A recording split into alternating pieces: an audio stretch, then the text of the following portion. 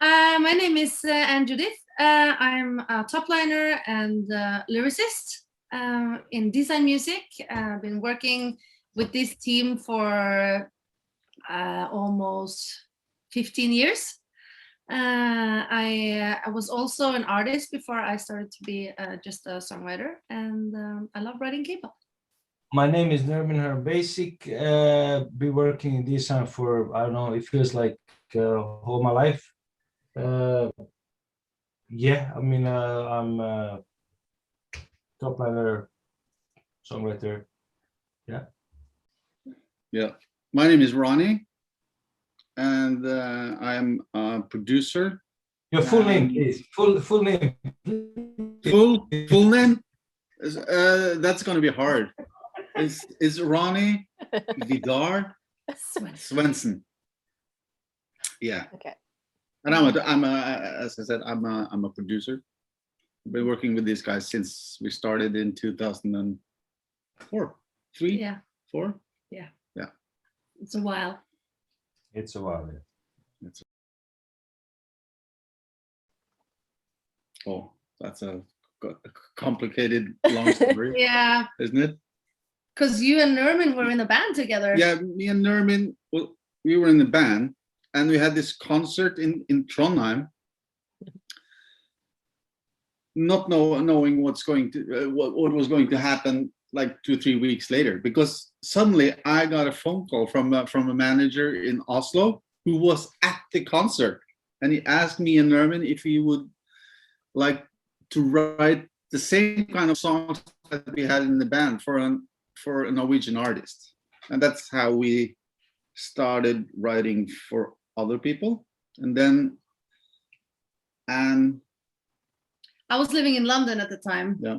And I came back to Norway after having lost my record deal in London.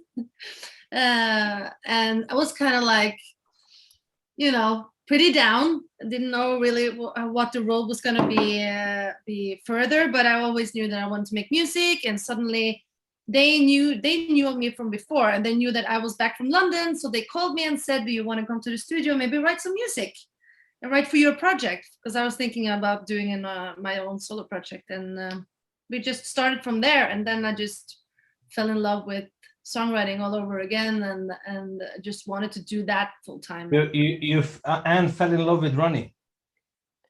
That's what happened. That's true. yes. And then Robin Jensen came along.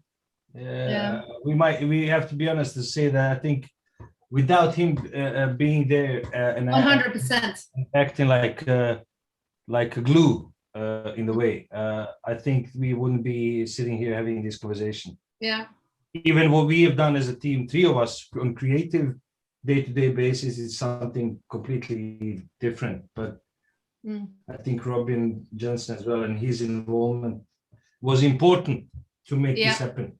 And so he came along, brought some money in, we spent the money, and then all good. Yeah, it really gave us the time when he took care of the business side of things, Robin. It gave us time to really just focus on the creative stuff and just finding our sound and working on music. So that was paramount for us to have him. Yeah. So that's how Dsign started. Yeah, I just want to mention one more person that has been that has his Jin. Jin Choi. Yeah.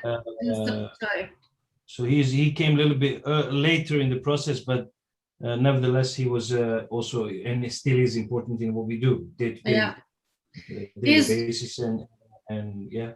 He's 1/5 of Dsign. He's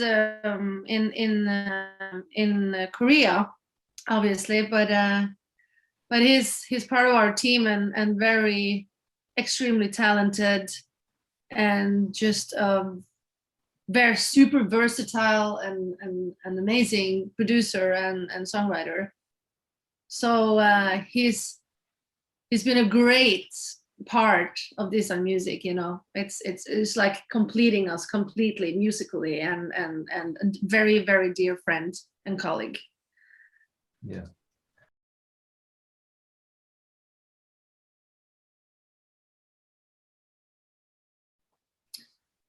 I would say it changes. It's different from time to time. Yeah. Sometimes Ronnie will have a track finished, and me and Nermin top line on it and come up with different concepts. Sometimes maybe the concept comes first. Maybe you have like a cool concept for a song, and then kind of you start building the song around the concept. And sometimes it just Nermin sits down and with the guitar and just strum some chords, and we all just start writing the song from scratch in the room. It really depends on the mood, I think, and if we're at the camp or if we're just at our own studios in Norway, and if we know the producer or the top liner that we've been working with them before. It's very from time to time. I don't know, what do you guys think? Yeah, it's Agree. That's yeah, it's that covers it, doesn't it? Yeah, Yeah. I think so. It's from song every to day. song. Yeah. Every Yeah. day is different. Every day is different. So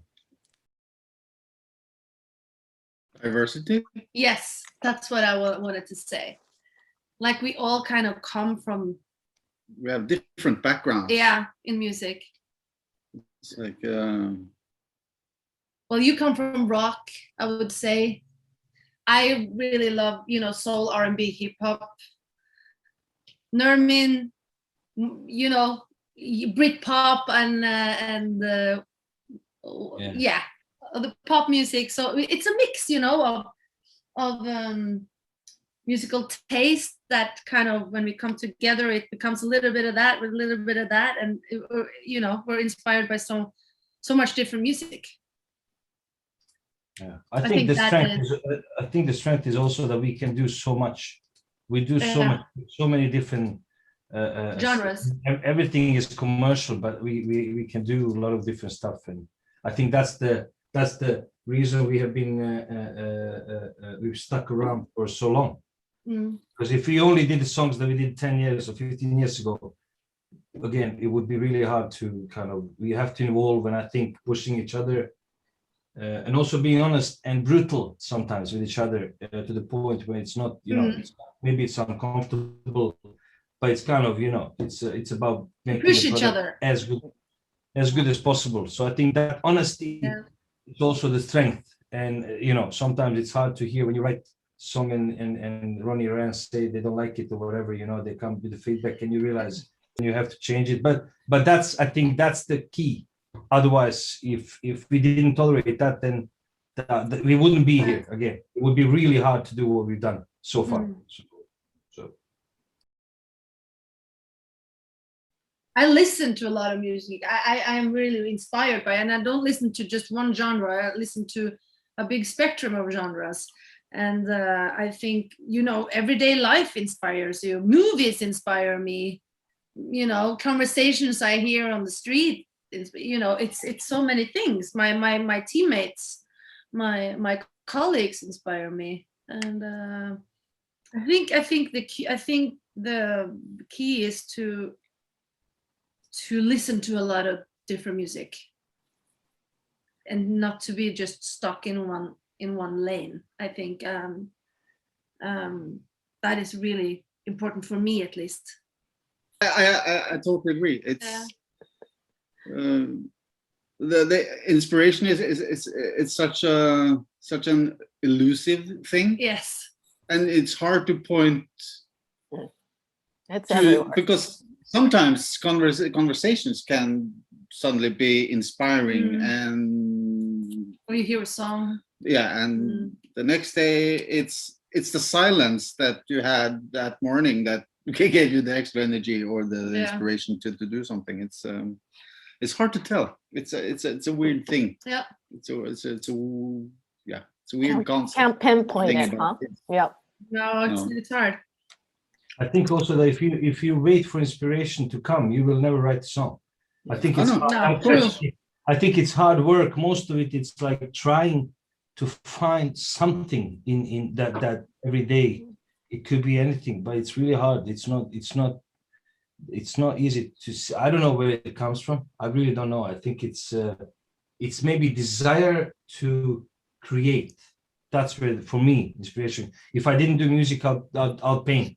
I'll take photos. I'll probably do something. I think we all would be doing something creative in the way. I think that comes from within, kind of. It's not, it's not outside of you. It's not something you kind of take from outside in. It's a need to create. It could be food, could be anything. Yeah. So I think that's for me. Being outside in nice weather, So just those small things as well. So for me, that's where that creativity, the inspiration comes. It's from kind of within, and then.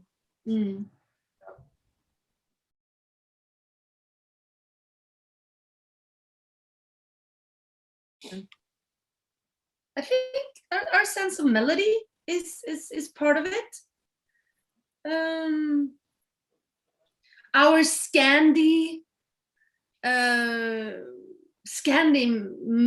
is melodies are inspired by folk music, and for some reason that has resonated with the K-pop fans and just also around the world. So I think it's a sense of melody that kind of is the key. Yeah. I don't know if that's the formula, but there's one thing I want to mention is that we pretty early, when it came to melodies, I think we hit something when the way we switched between minor and major. Yeah. Which is a thing that was done a lot in grunge music. The way they switch, if you have a minor song and then you switch into the major third. Yeah. We did that a lot. If you're talking about formulas here, but we had pretty good success with doing melodies like that. I think even SHINee has that. Yeah. No, the SHINee, that's a weird song because you sing the top line in the chorus. It's in a different key. Yeah. Than it's not on the ground. Ground note. Is yeah. So yeah. So it kind of feels like it modulates in the chorus. So it gets like this very huge lift. Yeah. So I would say that also the formula is changing all the time. So kind of whoever says that they have a formula, maybe Max Martin has a formula, maybe people who have had success 30 years, 40 years, whatever, to stay in the business, you have some kind of feeling of but I think the quality, in the end, every song that has been kind of big hit in Korea or Japan, usually that's the song that stands out from our other 2000 songs we got in catalog. There's always, there are always songs that we love that never got cut, that might get cut. But I think it's quality of, vocal delivery, track, production, as Ronnie say, all those small things in the end, that's the formula. But there's no formula. It's because it's just about kind of putting stepping stones, kind of building blocks. It's very hard to say that there's typical Dsign music song. What would that be? We've done so much, and from week to week, there's so much different. I think that's the reason we're here. And for so long, for so many years, because we have taken some chances, and sometimes that's been a success, sometimes not. But we have tried to kind of not repeat ourselves too much. Yeah. That's at least for me personally, it's been hard because you kind of, there's some certain melodies that come easy to you naturally. So you kind of find yourself rewriting the same song all over again. So not doing that is sometimes it's been kind of formula or part of a piece of that formula, or but I don't know. It's hard to tell. It's really hard to tell.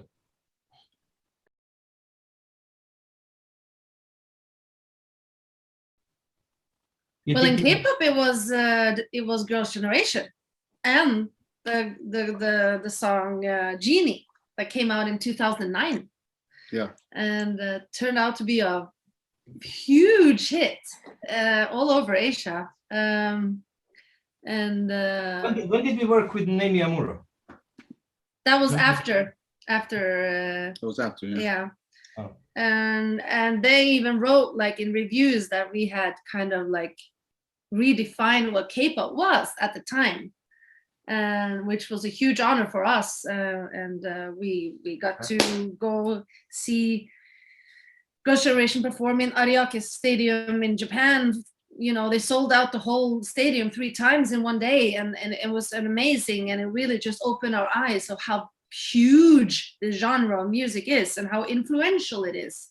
And now, even over 10 years later, now it's like, now it's mainstream, if you know what I mean. Now it's, you know, it's on Billboard, it's on you know, it's Yeah, we taking also- over the world.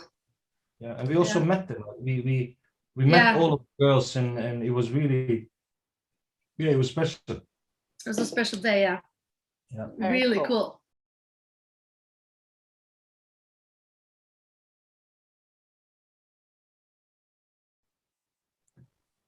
It was amazing. Yeah. It's great. It's you know, it's fun to do both, you know, girl bands and boy bands and solo artists. It's all, you know, everything is a very different experience. And having worked with K-pop since 2009, you've started to get many artists under your belt, and it's fun to see new bands popping up, you know, and see the, but you know, and see that some artists will have longevity, some will not, you know, new bands will pop up, they will suddenly disappear, and then, you know, there are these stayers. So I think it's been really educative in many ways for me as a songwriter, having to flip my head, you know, now we're doing, you know, Twice, Red Velvet, or, you know, now it's SHINee, or, you know, Taemin, or, you know, EXO. It's very, so it keeps it fun, you know.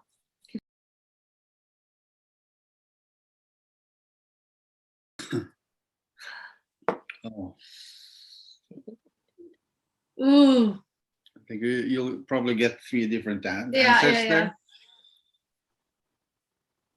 What is it for you then?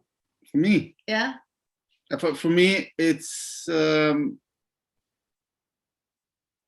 actually Taemin. Yeah.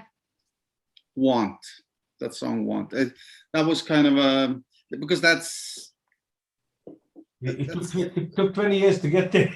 no, but it's it's because of the genre that song is in. It's pretty dark. It's dark, and it's heavy. It's sexy. Yeah. For me, that was that's actually my favorite song. Yeah. From a personal standpoint. Yeah. You guys? Yeah. I mean, I really can't. There are a few that I found equally. I think as well, I mean, it's a very cool song, but I have to be honest. Early things, maybe not even the biggest, but I think SHINee. For me, SHINee was quite interesting because that still is a different song. There's not one song that there's a lot of songs that have tried to do what SHINee did. So I think from the musical perspective, that's really the song that after 20 years in that song stands out. There are a couple others, but that song, I think it's really like musically, we did something different there that kind of, again, defined K-pop in a way, you know, and I think that's why that song for me is from the musical perspective. A lot of songs that I maybe like more than that song, but I think that song has got so many things about that song it started the whole thing as well. Yeah. It was so for our sake. It's the first time we dipped our toe into K-pop, you know, and then the first time we tried it, it went so big. That was like. But it wasn't written as a K-pop song. No, it wasn't written, but it kind of morphed into it the more we worked with it. For me, it was.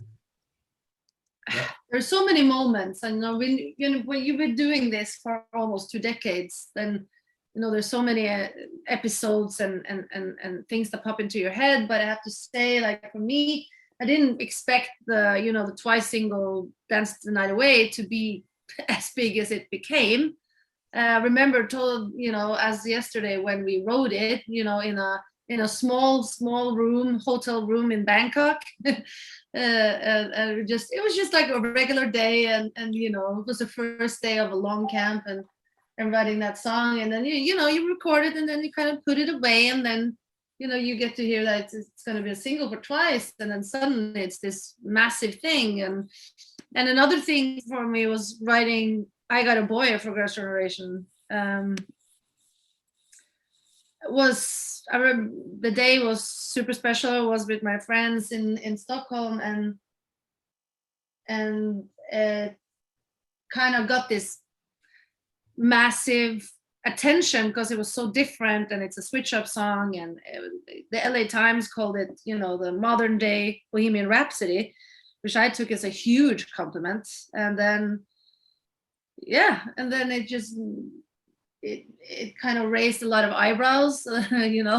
You can't please everyone, but the ones who loved it, they really loved it, and the ones who thought it was weird, thought it was really weird, but still it made a statement. So for me, that's one of my prouder moments. I would love to have a single with BTS and Blackpink. That would be amazing. That's like the next thing that I would love to be a part of. Yeah, I agree on that. But of course, there's many other artists. Yes, there's a lot of artists that you want to work with. Yeah, I agree on that one. Yeah, that's the same. I mean, any big artist is always the goal for any writers. I think that's not. It will be amazing.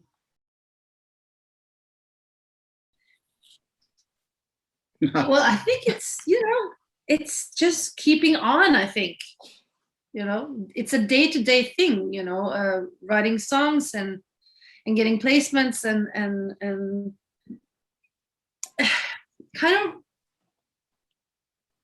try to reinvent yourself a little bit every now and then. I think it's healthy on this long journey. Having more hits, having more great singles with great artists. I would say that's the goal. Yeah, that's next. That's